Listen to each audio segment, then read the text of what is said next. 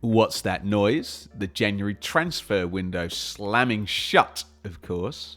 And that's it. Every Championship squad is now sorted for the rest of the season. No more ins, no more outs. If your club is going up or down this season, these are the group of players taking you there. With that being said, let's do our usual rating of every club's transfer window. I'll use the 5-star system. The more stars, the better the window your club has had, in my humble opinion. Let me know your thoughts in the comments, but please watch the whole video so you have the whole context for my takes, especially the bit at the end. As ever, we'll go in alphabetical order and start with Birmingham City. No key players lost for Birmingham, a few coming in, but not the massive excitement of Knighthead's first transfer window. Pritchard, Dazelle and Shung Ho Pak added in without any great spend, probably just squad maintenance after the big influx in the summer. Down the middle, 3 stars. Blackburn Rovers. One of the family jewels sold. Adam Wharton out to Crystal Palace. Selling the stars can be the worst thing possible if it takes the level of quality down in the team. Can be the best thing possible if the money is wisely reinvested. Blackburn have gone to Maguire on loan from MLS. 3 young Premier League loanees as well. A youngster from Crewe and the vastly experienced McFadzean from Coventry. As they've not splashed much of the Wharton cash yet and gone for a short-term quantity fix, I'll go for 2.5 stars. Bristol City, headline stuff here. Gardner Hickman on a permanent, that looks solid. Twine and Mabude on loan adds a bit of sparkle with only really Vyman going out. Max Bird coming in the summer but loaned back to Derby. That's one for the future. I'd be a bit higher on it if I didn't know that City had banked big money on Alex Scott in the summer. So maybe could have been a bit bolder. Still, 3 stars. Cardiff City. The Bluebirds manager Errol Balut was very outspoken about their need to do something this window with the embargo finally having come to an end. Will he be happy? I think he will. Fees paid for Turnbull, Horvath and Sonada. Jeju and Phillips in on loan know the division very well. I think Balut's got what he wanted and Cardiff will be better for it. 3.5 stars. Coventry City very much did their business in the summer after the playoff final team was broken up and huge boatloads of cash were brought in from the sale of their 2-star players. Victor Torp is a nice on-brand Coventry type signing, already got himself a worldie. McFadzean leaving does feel like the bit of an end of an era. From Mason Clark is in next season from Peterborough. Basic maintenance though, with the big work already done. 3 stars. Huddersfield Town. Well, you can't say Huddersfield haven't rolled the dice. Managerial change and £3 million plus fees spent, if reports are to be believed. Given they're fighting down in the relegation zone, you'd think if they've chosen wisely here and these players settle, this could have a decent impact and keep them away from danger. They've got to get the managerial hire right. Positive window though. 4 stars. Hull City. Speaking of going for it, Liam Rosenior has been backed by the Hull ownership in his quest to get the Tigers from just outside the playoff spots to just inside them. He really needs to deliver now, as his owner certainly has.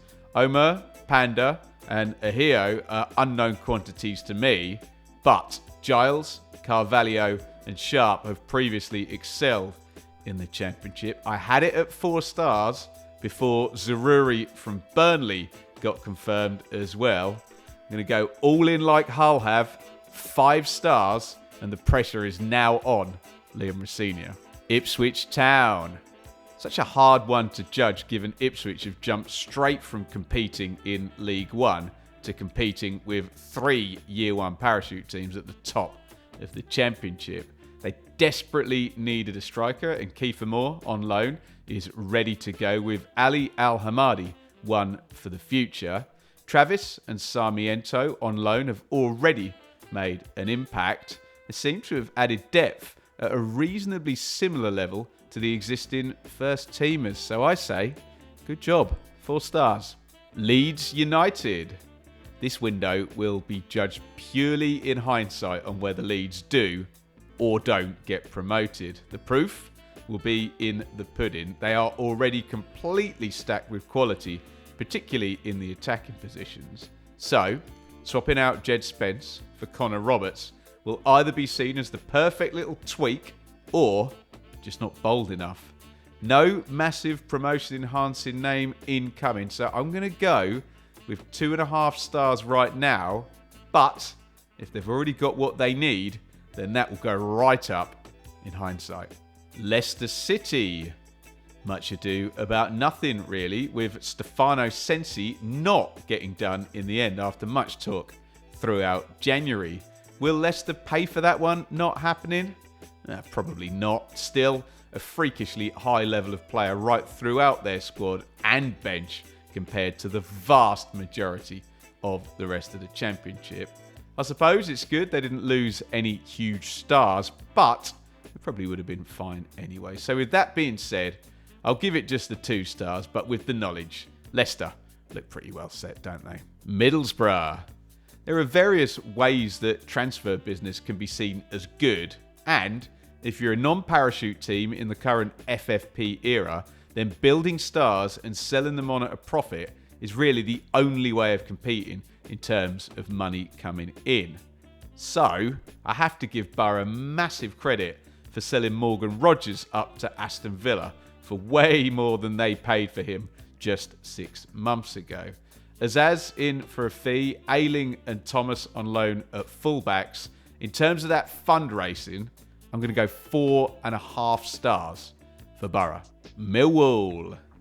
I like what Millwall have done. Obafemi is a potential big hitter on loan from Burnley up front. Tanganga is dropping a level to come and play for them from Spurs. And Maya is a young project signing from Morecambe. We've seen so many clubs change things way too quickly.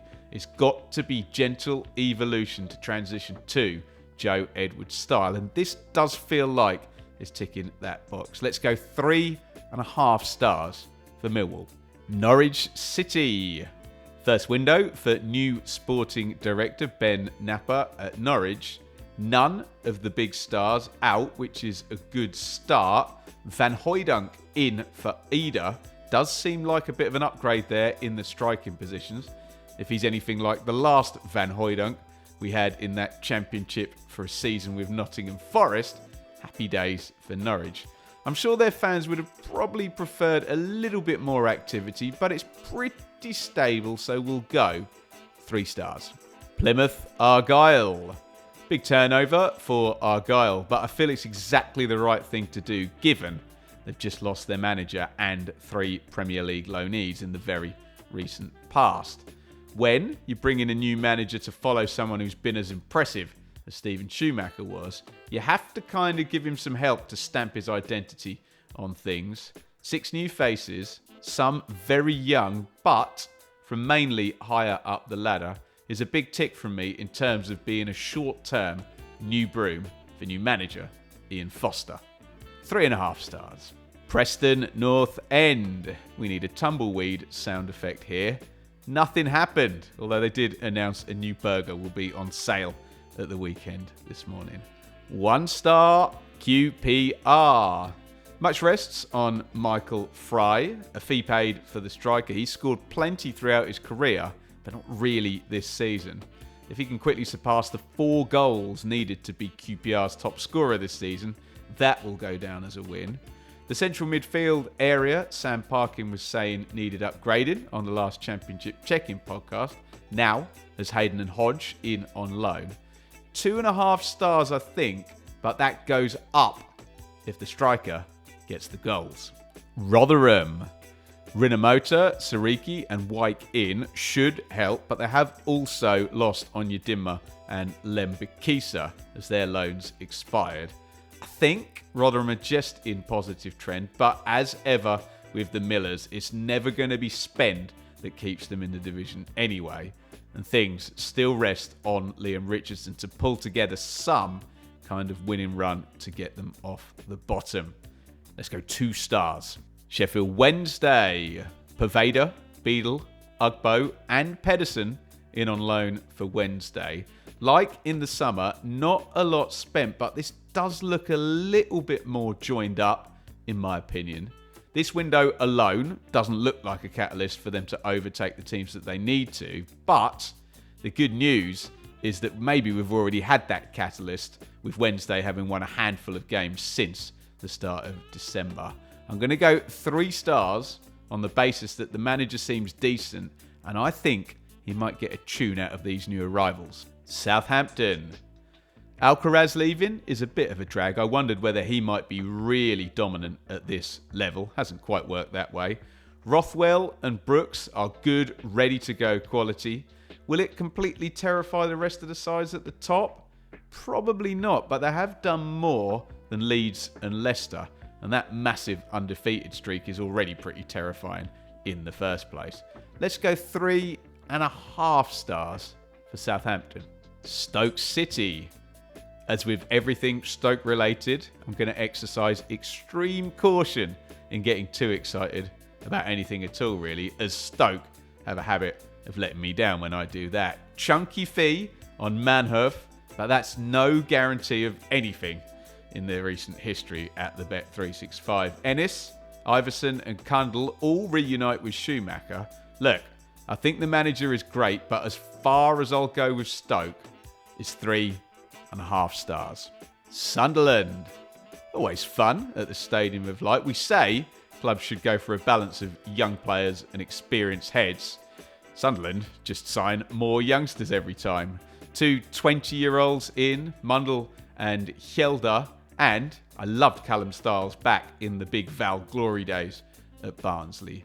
The Pritchard thing seems to have been handled pretty badly from all sides, so even though I'm excited about the new Euro youngsters, I'll settle at 3 stars. Swansea. Ronald, there's no O on the end by the way, a young Brazilian winger in for a reported $1 million plus. Blichetta in from Norwich, has been around the division for a while, and another youngster in on loan from Arsenal. I suppose it's down to Luke Williams to make things move, and that ownership has always been a bit frugal at Swansea, haven't they? Let's go 2.5 stars and hope the boy from Brazil is a winner. Watford. Good fee came in for Healy in a quick sign and sell job there. Loser could have been so useful, but I guess he's off the wage bill now. I happen to think that Emmanuel Dennis returning on loan could, in the right circumstances, be a really good bit of business. I think he's potential cheat code level in Championship terms. So I'm going to go out on a limb, throw all my cards in and say that if I'm right about Dennis's impact, could be a 4-star Watford window. West Bromwich Albion. Given West Brom's allegedly perilous financial position, we didn't expect much. A fee for the outgoing Gardner Hickman is helpful. Marshall, Johnston and Vyman all in on loan. I'm sure Corberan will get a tune out of whatever squad he has, but imagine he could actually spend some dough. 2.5 stars. There you go. That's my look at the January transfer window. Get involved in the comments, but here comes one of my infamous trigger warnings. Those that need it won't listen anyway, but it does save me some time replying to crazy commenters. Please don't skip over 23 out of the 24 teams I've covered. Please don't assume that every single signing the team you support makes is going to be a home run. Please understand, a club can have an exciting looking window and then drop down the table, or have a pretty bad looking window and then go up the table. These are not predictions for league position. And if you find yourself getting upset with a rating about football players changing club, The agenda you're probably going to accuse me of having? Well, take a look in the mirror. Sorry to get preachy, but hell hath no fury like an emotional football fan, especially an optimistic emotional football fan. Anyway, I hope you enjoyed it, and by the way of a good reference point, why not check out exactly the same video I made about the summer transfer window back in September.